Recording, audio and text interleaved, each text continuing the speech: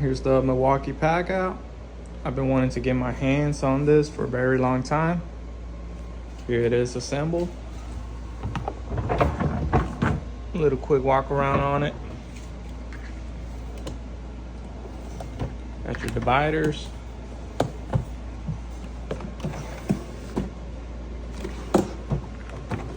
Very nice. Also got me one of these